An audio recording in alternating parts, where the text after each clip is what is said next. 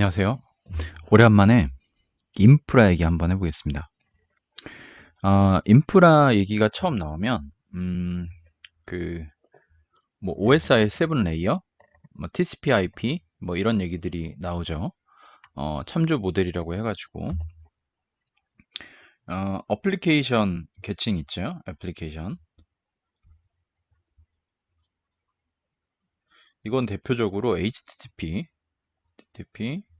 그다음에 SMTP, 이 메일 주고받고 하는 거예요. Simple Mail Transfer Protocol. 그리고 SSH 접속하는 거죠. FTP. 뭐 이런 것들이 있고요. 이게 어플리케이션이에요. 실제 사용자들이 사용하는 그 최상위 단의 어플리케이션. 그리고 이 데이터들이 이렇게 전송하는 것에 관련돼서는 TCP, UDP. TCP, UDP 차이는 TCP는 그 주고받는 사이에서 패킷의 오류나 로스에 대해서 다시 보정을 하는 거고, UDP는 일방적으로 전달하죠. 웬만한 상황에서는 패킷 로스가 없지만 패킷 로스를 각오해야 되는 게 UDP예요. 이게 그래서 데이터 스트리밍 같은 곳에 전송 상황에서 쓰이죠. 네트워크 그 관련돼서는 IP, IP. 그 IP는 이제 전달을 해주는 거죠. 자, 그 어디론가 전달을 해주는 그 물리 계층이 이제 IP가 해당되고, 데이터 링크라고 하는 레이어에서는 이더넷, 이더넷, 또 이더넷은 물리 장치예요. 물리 장치, 네트워크 카드 이런 레벨이에요. 이 위에서부터는 어떤 데이터들이라고 하면은 여기는 물리 장치, 그리고 진짜로 물리 계층으로 구분이 됩니다. 뭐, 조금 자세한 내용들은 하나하나를 좀 보셔야 되고요. 제가 오늘은 가볍게, 그리고 여기 책에 인프라의 기본이라는 책에 나와 있는 것들을 한번 이렇게 훑어보기 식으로 얘기를 해보겠습니다. 자, 사스가 있고요. 어, 파스가 있고요. 파스. 몸에 붙이는 파스. 파스 쓸 뻔했어요. 자, 파스가 있고요. 아이아스가 있습니다. 자, 레벨이 이게 물리 쪽이고요. 물리, 하드웨어 관점이고, 이거는 이제 OS 플러스 미드웨어까지.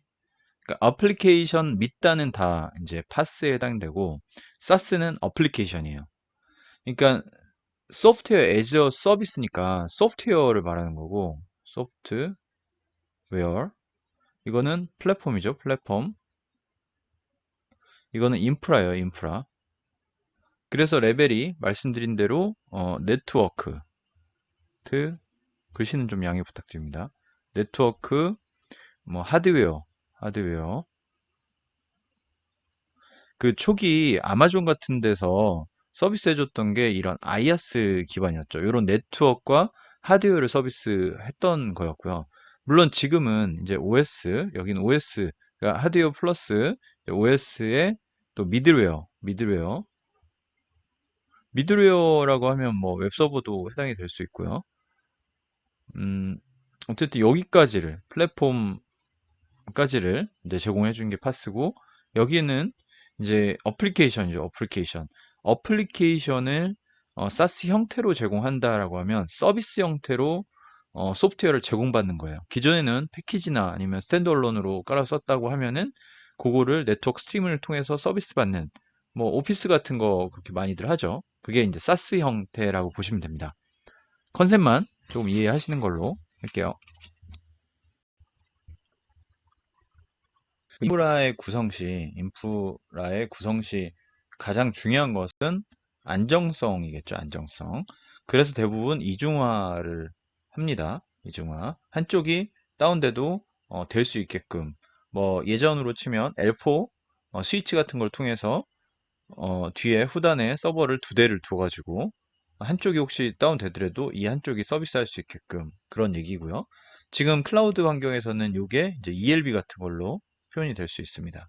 그래서 뒤에 뭐 와스를 1, 와스 2를 둬가지고 한쪽이 다운돼도 이쪽에 서비스할 수 있게, 그런 이중화들을 하고 있고요.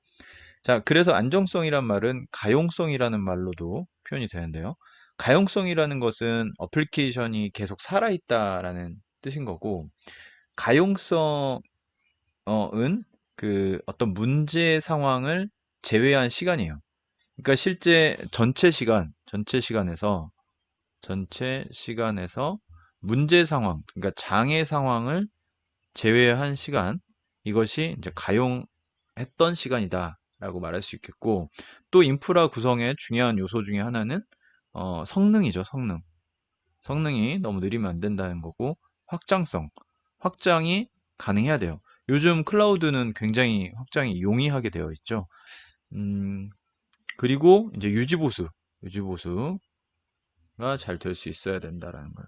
그리고 또 하나는 보안이 필수죠. 보안. 뭐 이런 것들을 인프라 구성 시에 고려해 주시면 됩니다. 좀 단편적으로 이렇게 끊어서 얘기하는 것 같긴 하지만 쭉 들어보시고 그 컨셉이라든가 키워드를 기억하시면 좋을 것 같아요. 자, 아까 이중화 얘기가 나왔었는데요.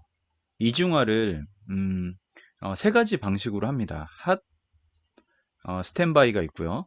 스탠바이, 그다음에 웜 스탠바이가 있고요. 콜드 스탠바이가 있어요. 자, 무슨 차이가 있냐면 핫이라고 하면 뭐 뜨겁잖아요.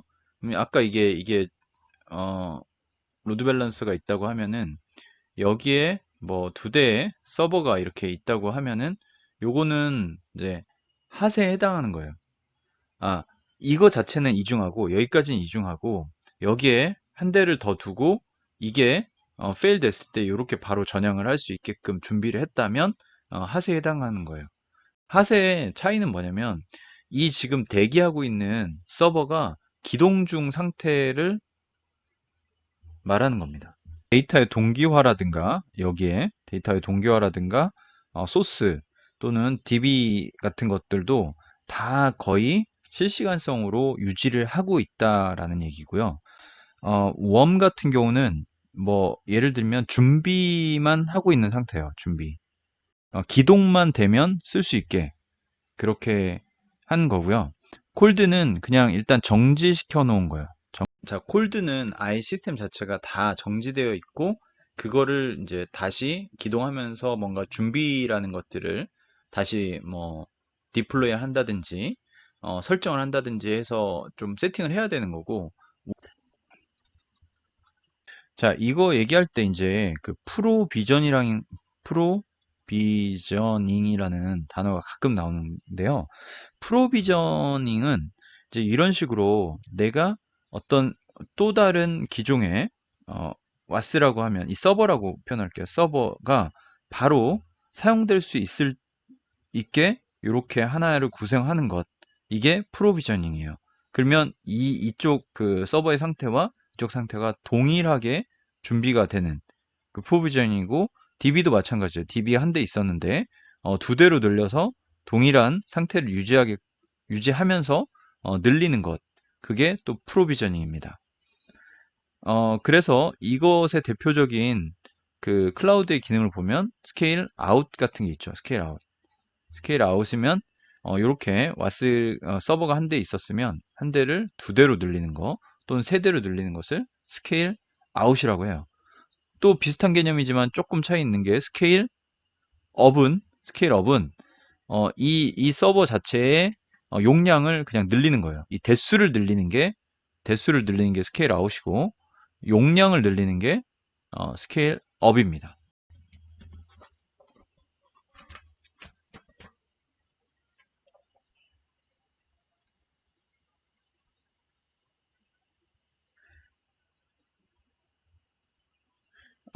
이런 식의 그 프로비저닝 또는 스탠바이 개념 중에 DR이라는 개념도 있는데 이거는 디지털 리커버리라고 해서 재해 복구예요. 재해 복구. 이거는 최소한의 리소스로 어딘가 굉장히 멀리 떨어진 그런 그 인프라 센터에 살릴 수 있는, 복구할 수 있는, 그러니까 그쪽 어떤 리전이 다운됐을 때, 리전 같은 지역이 문제가 됐을 때, 다른 지역으로 이렇게 옮길 수 있도록 다른 지역에 최소한의 리소스와 이런 것들을 준비해 놓는 거죠. 그래서 이렇게 이동시킬 수 있게 이쪽이 이제 전혀 안 되기 때문에 이쪽 인프라를 통해서 다시 서비스를 재개할 수 있어야 되죠. 이거를 재해복구 대책 관련돼서 디지털 리커버리라고 합니다.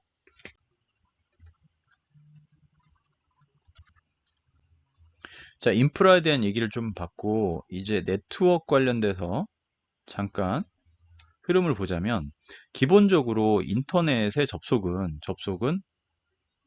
도메인이라는 것을 통해서 하게 됩니다. 도메인은 어딘가에 등록이 되어 있어요. 그게 이제 DNS 서버라는 것인데 어떤 네트워크에 접속하기 전에 묻는 게 도메인이고 접속하고자 하는 도메인이고 얘는 IP를 리턴을 합니다. 그러면 실제 컴퓨터의 접속은 컴퓨터와 보통 서버로 들어가는 거죠. 서버의 접속은 이 IP라는 것을 통해서 접속을 할 수가 있습니다. IP. 그래서 이제 IP 주소라고도 하는데요. 실제 컴퓨터는 IP 주소를 찾아서 그 서버에 접속을 할 수가 있습니다. 이 과정에서 네트워크를 거쳐가는데 중간중간 거쳐가는 이런 경로들을 라우팅 한다라고 하고요. 이게 어떤 경로로 갈지 모르는 상황에서 그 경로를 찾아가는 것들을 라우팅 한다라고 하고 이 라우터라는 것도 있어요. 라우터는 이런 그 거쳐가는 그 역할을 해주는 또 장비예요. 서로의 네트워크 간에 물려 있어서 이쪽 그 인프라에서 이쪽으로 넘긴다든지 하는 역할을 합니다. 그리고 여기서 개념 하나가 나오는데 NAT라는 개념이 나와요. 이거 NAT는 네트워크 어드레스 트랜스레이션이에요. 네트워크 어드레스 트랜스레이션. 네트워크 어드레스 트랜스레이션은 네트워크 정보를 전환해 주는 거예요. 언제 쓰이냐면 어떤 컴퓨터들이 쭉 있는 내부 망이 있다고 했을 때 이 컴퓨터들에 보통 IP를 부여할 때 공인 IP를 다 사용하지 않는 경우도 많아요. 무슨 얘기냐면 공인 IP는 숫자가 한계가 있고 또 어떤 과금 요소가 있는 부분이 있어요. 어, 그런데 이런 내부망에서는 내부 IP를 쓰거든요. 내부 IP. 그냥 정의해서 쓸 수가 있어요. 근데 이것이 외부와 통신을 하려고 보면은 공인 IP가 있어야만이 외부와 통신이 가능하거든요. 그러니까 내부 IP로는 바깥에서 접속도 안 되고 내부 IP만 가진 컴퓨터는 바깥으로 접속도 못 합니다. 그래서 공인 IP가 필요한데 이 공인 IP로 내부 IP를 이렇게 바꿔주는 것이 NAT예요. 그래서 나트한테 얘기를 하는 거죠. 이 내부 IP를 주면은 나트는 외부 IP를 반환을 해서 접속을 할 수 있게 해주고 이 외부에서 딱 들어오면 나트가 어떤 내부 IP랑 통신을 해야 되는지 또 알려주죠. 그런 식으로 나트가 일종의 라우터 역할을 하는 거고 그래서 중간에 중개 역할을 하는 거예요. IP를. 근데 내부 IP도 IP고 외부 IP도 IP인데 어떻게 이게 외부의 IP와 내부 IP가 통신이 될까라고 하면 이 나트는 내부적으로 포트를 바꿔서 그것이 중복이 없도록 만들어줍니다. 조금 복잡해지기 때문에 여기까지만 말씀드리겠습니다. 인프라 상황에서 fail over라는 말이 쓰여지거든요. fail over는 예를 들면 DB가 한 대 있고 두 대 있다고 했을 때 액티브 스탠바이라는 표현을 쓰거든요. 액티브는 현재 서비스하고 있는 거고 스탠바이는 서비스 되고 있진 않지만 이렇게 동기화가 되고 있는 그런 DB인데 이 DB가 어떤 망가졌을 때 이쪽으로 자연스럽게 자동으로 넘겨주는 것을 fail over라고 합니다.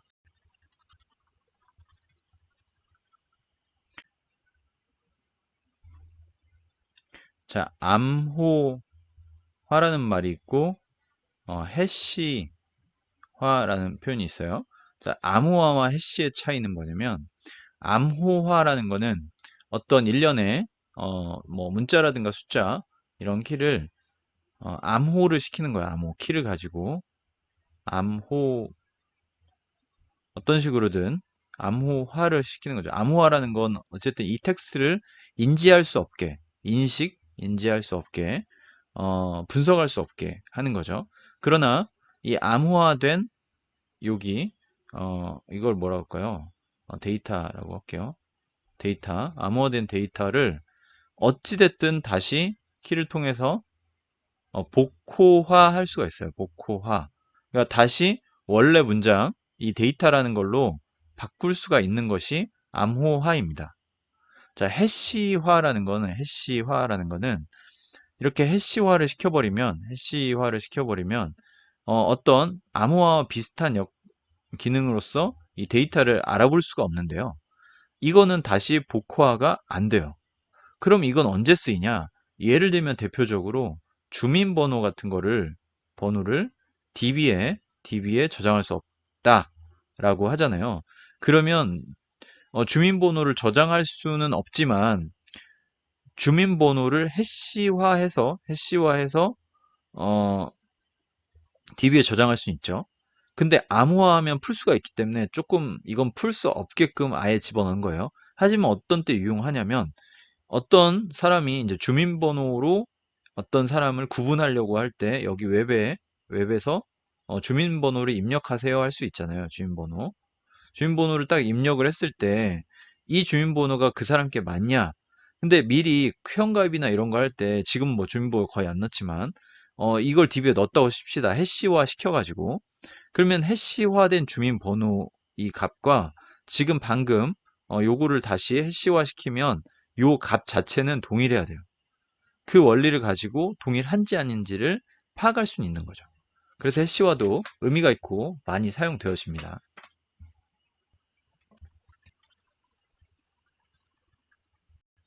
인프라 구성의 대표적인 형태는 웹, 와스, DB 구조입니다. 그래서 뭐 웹사이트를 서비스할 수 있고 요즘 같은 경우는 API 서비스 같은 것들을 할 수가 있죠. 이런 식의 구성이고 보통 이렇게 이중화를 해놓기도 하죠. 이렇게 이중화를 해놓기도 하고 뭐 DB를 두 대로 이중화 시킬 수도 있고요. 자, 웹도 두 대로 이중화를 시킬 수가 있어요. 이렇게 이런 식으로 이중화를 보통 시킵니다.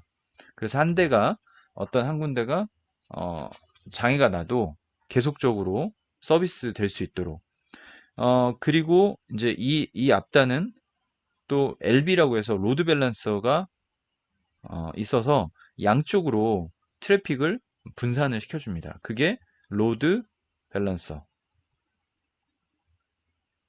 로드 밸런서이고 이거를 로드 밸런싱 한다라고 표현을 합니다. 그 인프라 운영에 있어서 중요한 것들은 이러한 소스 형상에 대한 형상, 백업, 또 데이터 백업 그런 식의 관리 요소가 있고 또 하나는 이 인프라들이 문제가 없도록 항시 감시하는 것이 중요합니다. 자, 감시를 할 때 어떤 식으로 감시를 하냐면 오픈 소스에도 많이 있는데 나기오스 또는 이제 자빅스 같은 그런 그 감시 툴이 있고요.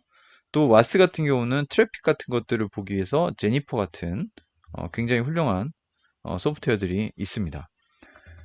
그래서 운영을 한다는 것은 이런 식으로 네트워크라든가 서버들을 계속 주기적으로 감시하고 모니터링 하는 것이고 또 이런 형상이나 이런 것들을 백업을 한 거고 어떤 한 군데 또 여러 군데 문제가 생겼을 때 그런 문제들을 해결하는 것 자체가 운영 업무입니다. 실제 저희가 시스템 운영 같은 걸 해보면 가장 그 대응이 필요한 부분은 일단 문제가 발생했을 때는 문제 발생은 이제 장애라고 하는데 장애 발생할 때는 가장 중요한 건 일단 바로 복구 그리고 이 병행해서 원인 분석 그래서 또 재발 방지 요게 큰 틀입니다. 그래서 복구는 복구대로 하고 어떤 증거가 훼손되지 않도록 로그 같은 걸 남기고 그러면서 이제 분석을 할 수 있는 자료들을 계속 근거를 찾는 거죠. 그래서 이런 문제가 다시 발생되지 않도록 이렇게 운영을 하는 것이 어, 문제인데요. 근데 모니터링 할 때 보면은 이제 저희가 룰 같은 것들을 세팅을 하는데 요 룰은 어떤 식으로 하냐면 트래픽 양이라든가 대표적으로 트래픽 양이라든가 CPU 같은 자원을 보면 CPU가 평상시보다 많이 올라갔다. 뭐 이런 것들로 모니터링 대상도 될 수 있고 트래픽이 너무 많아졌다. 이렇게 업될 때도 있고 너무 적어졌거나 0에 가깝다. 이런 것도 모니터링 대상이 될 수가 있고 이런 때 어떤 경고를 발생시켜서 시스템을 볼 수 있게 그렇게 보도록 그렇게 할 수가 있습니다. 자, 오늘 제가 조금 저도 실생 업무 같은 것들을 해봤고 지금도 좀 유사한 업무들을 하고 있는데 사실 큰 틀에서는 이거에서 좀 자세한 레벨로 좀 더 들어간다는 것 외에는 큰 틀에서는 다를 게 없어요. 다만 이렇게 와스나 또 DB 같은 것들을 전문적으로 조금 더 디테일하게 모니터링 하는 것들이 전문된 툴이 더 있다라는 얘기들을 지금 하고 있고 조금 되게 쉽게 이제 정리를 해봤는데요. 요게 이제 시스템 운영을 하는데 필요한 기본적인 요소가 아닐까 이렇게 생각이 됩니다. 오늘은 이렇게 내용 좀 정리를 해봤고요.